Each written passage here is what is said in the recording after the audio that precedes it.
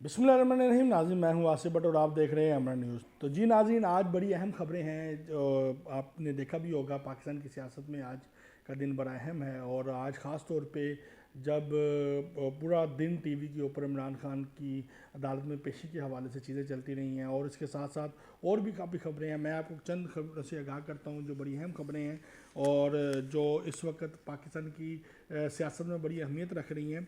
जिसमें सबसे पहले जो खबर है चौधरी पटेल की जो ऑडियो लीक हुई है, जिसमें वो एक अपने जानने वाले को कह रहे हैं कि जी जो मोहम्मद खान भट्टी हैं उनका जो केस है वो फ़लाने जज साहब के पास और फ़लानी अदालत में लगना चाहिए, ये बहुत ज़रूरी है। वो बड़े अच्छे और ईमानदार और बड़े दबंग किस्म के जज हैं, तो उनका जो केस है मोहम्मद खान भट्टी का, वो ज़मानत के हवाले से वो उनके पास लगे ताकि वो उनकी जो ज़मानत है वो जल्दी हो जाए और जो भी उनके मामलात होंगे, वो जो हमने गुफ्तगू सुनी है वो गुफ्तगू की हद तक जो है वो रिलीफ लेने की जो बात है वो कर रहे हैं। और देखते हैं क्या जिस जज के पास वो अपना लीफ लेने के लिए जा रहे हैं वो इस ऑडियो लीक के बाद मोहम्मद खान भट्टी को या कोई और भी जज मोहम्मद खान भट्टी को रिलीफ दे पाएंगे।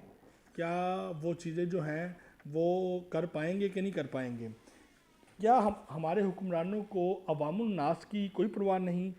हर बंदा अपनी सियासत चमकाने और बचाने के ऊपर लगा हुआ है, जबकि जो आवाम है, अवामुल नास है, वो इस वक्त महंगाई की चक्की में पिस कर डिप्रेशन का शिकार हो चुकी हुई है। दूसरी जानब इमरान खान जो है वो कौमी अदारों पर भी भारी पड़ने लगे हैं और जिसमें अदालतें भी हैं और दीगर कानून नाफिज करने वाले जो अदारे हैं, तकरीबन अब वो इमरान खान के आगे तलने मिनतों पे उतर आए हैं कि वो किसी तरीके से अदालत में पेश हों और वो हाज़िरी दें।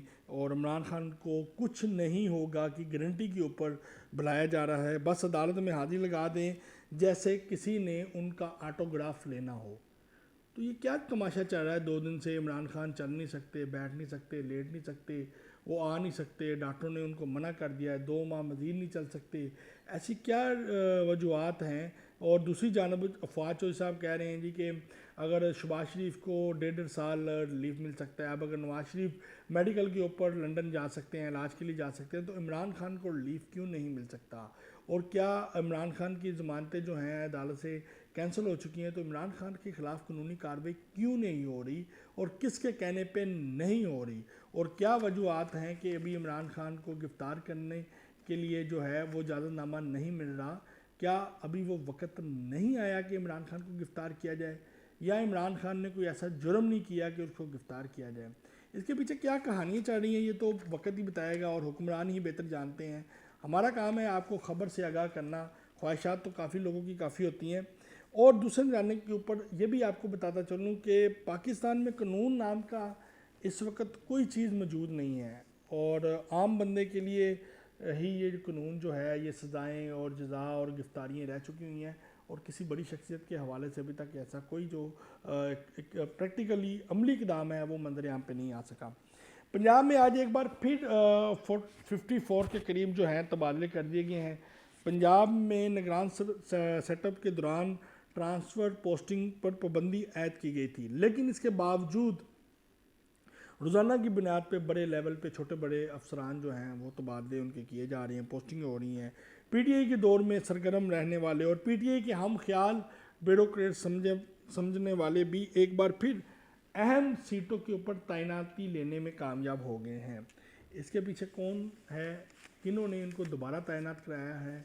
जिनकी मुख्तलिफ़ अदारों में एंटी करप्शन नैब और मुख्तलिफ़ अदारों में इंक्वायरी चल रही हैं, करप्शन केसेस के नाम हैं, जिनके नाम फरागोगी के साथ मुंसलिक किए जाते थे, वो एक बार फिर अहम पोस्टों के ऊपर अहम तैनाती लेने में कामयाब हो गए हैं।